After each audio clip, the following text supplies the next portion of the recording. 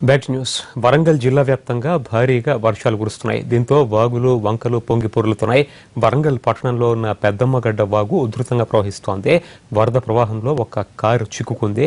అక్కడ తాజా పరిస్థితిని మా ప్రతినిధి సారంగపాణి వివరిస్తారు. వరంగల్ నగరంలో కురిసిన భారీ వర్షానికి లోతట్టు ప్రాంతాలన్నీ జలమయమయ్యాయి. ప్రస్తుతం మనం టీచర్స్ కాలనీలో ఉన్నాం. టీచర్స్ కాలనీలో ఈ కొంత దూరంలోనే డిప్యూటీ సీఎం హౌస్ ఉంటుంది. ఇక్కడ డిప్యూటీ సీఎం హౌస్కు కూతవేడు దూరంలో అంటే కొంచెం దూరంలోనే ఈ ప్రస్తుతం మనం చూడవచ్చు వరద ఉధృతి తీవ్రంగా ఉంది. ఈ పక్కనే లోతట్టు ప్రాంతం ఉన్న నేపథ్యంలో రోడ్లు మొత్తం జలమయమైన పరిస్థితి మనం చూడవచ్చు. వాహనాలు కావచ్చు ఇంట్లో నుంచి బయటికి వెళ్ళే పరిస్థితి మనకు కనిపించట్లేదు. చిన్నపిల్లలు కావచ్చు పెద్దలు కావచ్చు స్కూలుకి వెళ్ళే పరిస్థితి కూడా మనకు కనిపించడం లేదు. ప్రస్తుతం మనం చూడవచ్చు టీచర్స్ కాలనీలోని దాదాపు 5-6 లైన్లలో ఇదే పరిస్థితి ఉంది. అయితే కొంతమంది ఇక్కడ ఈ కాలనీ వాసులు ఉన్నారు, వారిని తెలుసుకుందాం. సార్ చెప్పండి, ఈ పరిస్థితి ఎప్పటి నుంచి ఉంది, ఎలా ఉంటుంది? నేను ఇక్కడ కాలనీ వైస్ ప్రెసిడెంట్ అండి, ఈ డెస్బేజ్ కాలనీ డెవలప్మెంట్ కమిటీ ప్రెసిడెంట్ను. నా పేరు హేమ్నాథ్, నేను రిటైర్డ్ ఇంజనీర్ను. అయితే ఇక్కడ మాకు ఇది మూడోసారి అండి. దాదాపు ప్రతి సంవత్సరం మాకు ఇదే ప్రాబ్లం అవుతుంది. ఇప్పుడు ఏదైతే ఏ ప్లేస్లో అయితే మనం నిలబడున్నామో ఇక్కడ యాక్చువల్లీ ఇంకా చాలా లోతుండే. ఎందుకంటే ఇక్కడ ఇది వ్యాలీ పాయింట్. ఇక్కడ రోడ్లు ఒక లెవెల్ ప్రకారం వేయకుండా ఏ నేచురల్ గ్రౌండ్ లెవెల్ వేయడం మూలన నీళ్ళు అట్లే అయినాయి. మేము కాలనీ వాసులం చుట్టుపక్కల ఇళ్ళ వాళ్ళం లాస్ట్ టైం ఒక 2 years కింద 20,000 మేము జమ చేసుకొని ఇప్పుడు ఉన్న ప్రాంతంలో మేము ఇంకా లేపుకొని నిలబడ్డాం. అందుకని కనీసం ఈ లోతైనా మేము నిలబడగలుగుతున్నాం, లేకపోతే ఇంకా చాలా గుంట ఉండేది. అయితే ఇప్పుడు ప్రస్తుతం అయితే ఏదో మేము రోడ్స్ అయితే శాంక్షన్ చేసి డిప్యూటీ సీఎం హౌస్ ఉంటుంది కాస్త దూరంలో. మా ఏరియా ఆనుకొని ఇక్కడ కడియం శ్రీ గారు deputy CM government of Telangana ఉన్నారు.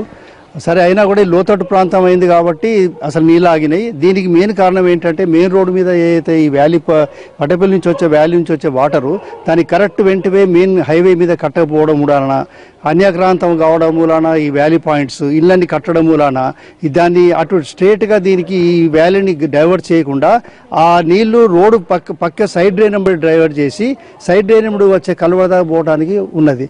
వెంట ఎంతైతే వెంటవే అక్కడ ఉందో ఆ వెంటవే సరిపోయినంత అప్రోచ్ ఛానల్ వాటర్ లేదు, విడత లేదు. ఎందుకంటే డిశ్చార్జ్ కావడం లేదు. కాకపోవడం వల్ల బ్యాక్ వాటర్ వచ్చేసి కాలనీ అంతా జలమయం అయిపోతుందండి. This is the main reason. ఇట్లా మళ్ళీ మొత్తం తిరిగి వస్తుంది అనమాట. ఓకే, మెయిన్ రోడ్డు పైన వాటర్ వెళ్ళే పరిస్థితి లేకపోవడం మూలంగా ఈ రోడ్డు పైకి వచ్చినాయని చెప్తున్నారు. అయితే దీనివల్ల కాలనీ వాసులు మాత్రం బయటకు వచ్చే పరిస్థితి మనకు కనిపించడం లేదు. ప్రస్తుతం మనం చూడవచ్చు ఎక్కడికక్కడ కాలనీలో జలమయమైన పరిస్థితి. అయితే ఈ కాలనీలో కాస్త చిన్నపిల్లలు కావచ్చు పెద్దవాళ్ళు కావచ్చు ఈ వరదను చూసి కాస్త ఆనందం పడుతున్నా, మరోవైపు మాత్రం బాధ ఉందని చెప్పవచ్చు. ఇక్కడ బాధ ఉందని చెప్పవచ్చు. అయితే ఈ కాలనీలో వరద నీరు రావడంతో ఇబ్బంది పడుతున్న పరిస్థితి మనకు కనిపిస్తుంది. అయితే కొంతమంది ఉన్నారు. చెప్పండి అమ్మా, ఈ పరిస్థితి ఎన్ని రోజుల నుంచి? ఎన్ని రోజుల నుంచి? ప్రతిసారి వర్షం వచ్చినప్పుడు ఉంది, ఈసారి ఎక్కువ ఉంది. కానీ వచ్చిన తర్వాత మీరు ఏం చేస్తారు? ఇదేనా బంగారు తెలంగాణ అంటే? ఇదేనా? కార్పొరేటర్లు ఏం చేస్తున్నారు? ఈసారి ఓట్లకు వచ్చినప్పుడు మేము బుద్ధి చెప్తాం వాళ్ళకి. మీరు చెప్పండి సార్, స్కూల్ పిల్లలు కానీ బయటకు వెళ్ళే పరిస్థితి ఉందా? వెళ్ళారా స్కూల్కి? స్కూల్కి చాలా కష్టం అండి ఇప్పుడు వెళ్ళడం. ఈ వర్షంలో కారు ఇక్కడ పెడితే మునిగిపోయింది. మార్నింగ్ కారు తీసుకుని వెళ్ళి అక్కడ కొంచెం బాగున్న ప్రదేశంలో పెట్టాం. 2 కార్లు అట్లా అయిపోయినాయి. కార్లు ఇప్పుడు బాగున్నాయో పాడైపోయినాయో తెలియదు. స్కూల్కి వెళ్ళే పరిస్థితి లేదు ఇప్పుడైతే.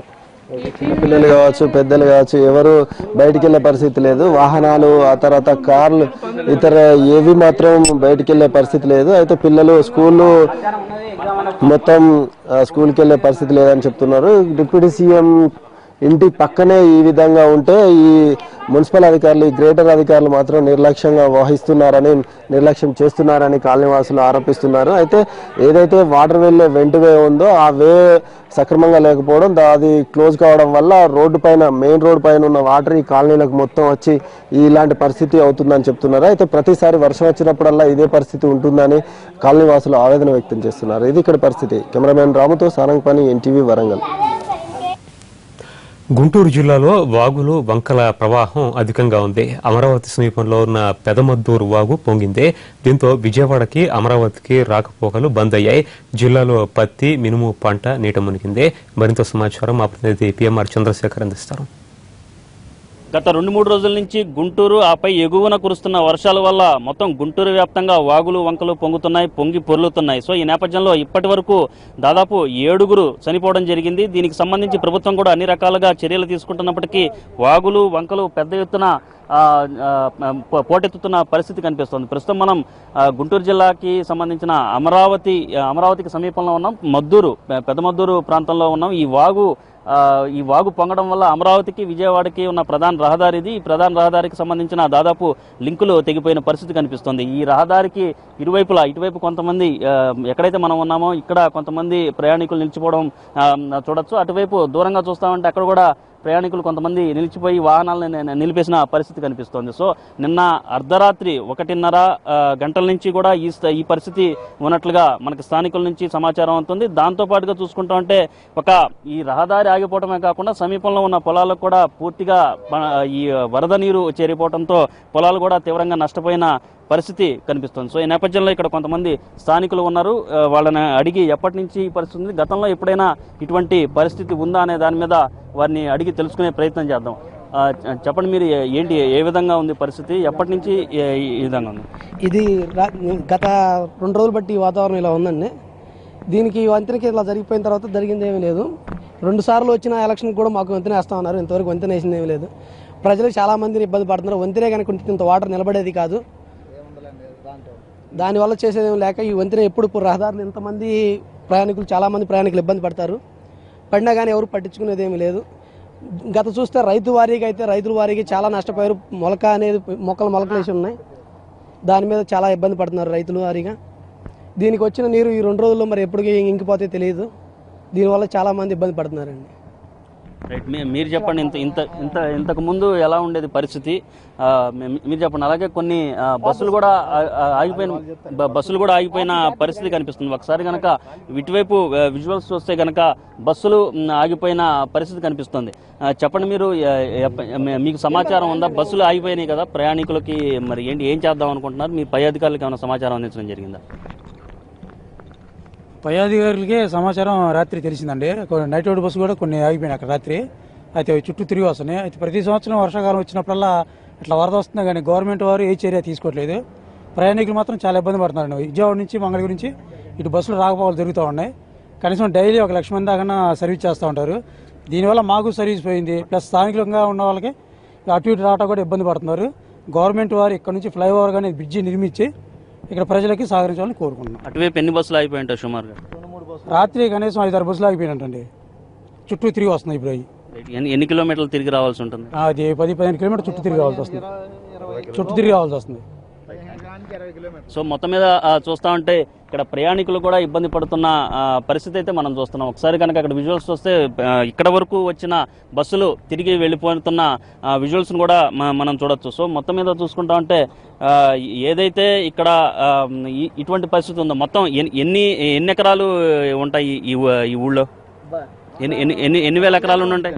100 ఎకరా ఉండిద్దాం. ఏమి పండిస్తా ఉన్నా? పత్తి మిను మెయిన్గా పత్తి మిను. సో పత్తి, మినుము, మిర్చికి సంబంధించిన పంటలు ఇప్పుడిప్పుడే నీళ్లు వస్తున్నాయి. వర్షాలు పడుతున్న క్రమంలో సాగు బాగా జరుగుతుందన్న ఆలోచనతో కూడా వీళ్ళందరూ సాగు చేసుకుంటున్న పరిస్థితుల నేపథ్యంలో ఒకసారిగా వాగులు వంకలు పొలి రావడంతో పొలాల్లో కూడా వెళ్ళిపోవడంతో తీవ్ర నష్టం సంభవించినట్లుగా కనిపిస్తుంది. సో ఒకసారి కనుక విజువల్స్ చూస్తూ ఉంటే నిన్న అర్ధరాత్రి నుంచి ఈ వాగుకు సంబంధించిన ఫ్లోటింగ్ ప్రారంభించడం జరిగింది. ఫ్లోటింగ్ ఎక్కువైంది, దాంతో పూర్తిగా రాకపోకలు నిలిచిపోయాయి. అలాగే ఇక్కడ బ్యారికేడ్ లాంటిది, ఒక చిన్న తాడు లాంటిది కట్టి ప్రయాణికులను కూడా ఎవరిని వెళ్ళనివ్వకుండా రాకపోకలకి, అంటే వాగు పరిస్థితి ఫ్లోటింగ్ ఏ విధంగా ఉంటుందో తెలియని పరిస్థితుల్లో ప్రయాణికులు కనుక రాకపోకలు సాగిస్తే మరింత ఇబ్బందులకి గురవాల్సిన వస్తుందన్న వచ్చే పరిస్థితుల్లో అప్రమత్తం అయ్యారు. సో దీనికి సంబంధించి ఎప్పటి నుంచి ఈ పరిస్థితి ఉంది, మీకు ఎప్పుడు సమాచారం ఉంది? రాత్రి 10 గంటలకు మా అధికారులు మమ్మల్ని రమ్మన్నారు. వచ్చి ఇక్కడ డ్యూటీ నిర్వహిస్తున్నాం. జనానికి ఇబ్బందులు రాకుండా విధులు నిర్వహిస్తున్నాం. ఎప్పటి నుంచి రాకపోకలు ఎప్పటి నుంచి నిలిపారు? రాత్రి 12 గంటల నుంచి రాకపోకలు ఆపేసి ఇక్కడ గస్తీగా 4 పోలీసులు ఉన్నారు. సో మొత్తం మీద ముందుగానే పోలీసులు, అంటే నిన్న ఒక బస్సు పూర్తిగా ఒక 40 మందితో కూడిన బస్సు ఒక వాగులో చిక్కుకుపోవడంతో పోలీసు యంత్రాంగం అలాగే ప్రభుత్వ యంత్రాంగం పూర్తి స్థాయిలో అప్రమత్తమైన నేపథ్యంలో ఎక్కడైతే వాగులు వంకలు ఉన్నాయో, ఎక్కడైతే వాగులు వంకలు పొంగి పొర్లే అవకాశం ఉందో వాటన్నిటికీ సంబంధించి ముందుగానే పోలీసు యంత్రాంగం కానీ అధికార యంత్రాంగం కానీ అప్రమత్తమైన పరిస్థితి కనిపిస్తుంది. ఇక్కడ ఫ్లోటింగ్ కనుక చూస్తూ ఉంటే ఇంకా మరింత ఇంతకింతకు పెరిగే సూచనలు అయితే ఎక్కువగా ఉన్నట్టుగా కనిపిస్తోంది. సో ఈ నేపథ్యంలో ఇక్కడ ఒక బ్రిడ్జ్ లాంటిది, ఎలాగో ఇది రాజధానికి సంబంధించిన ప్రాంతంగా డెవలప్ కాబోతున్న తరుణంలో వీలైనంత త్వరగా ఒక బ్రిడ్జ్ లాంటిది నిర్మాణం జరిపితే మరింత బాగుంటుందనే అభిప్రాయాన్ని అయితే కొంతమంది స్థానికులు వ్యక్తం చేస్తున్న పరిస్థితి కనిపిస్తుంది. చెప్పండి, ఈ వాగు వల్ల, ఈ వాగు పొంగడం వల్ల ఇంతకు ముందు ఎప్పుడైనా జరిగింది? ఇప్పుడే విధంగా ఉంది, ఇంతకు ముందే విధంగా?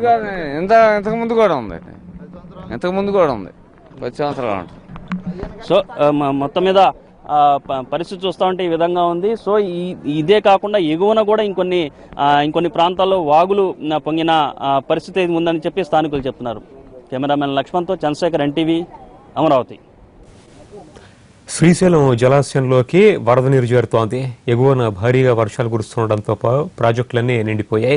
శ్రీశైలం ప్రాజెక్టులో ఇన్ఫ్లో 45,600 క్యూసెక్లుగా ఉంది. పూర్తి స్థాయి నీటి మట్టం 885 అడుగులు కాగా ప్రస్తుతం 875 అడుగుల వద్ద నీటి మట్టం ఉంది. పీక్ అవర్స్ లో మటుకే స్వల్పంగా విద్యుత్ ఉత్పాదన చేసి దిగువకి 3,680 క్యూసెక్కుల నీటిని విడుదల చేస్తున్నారు.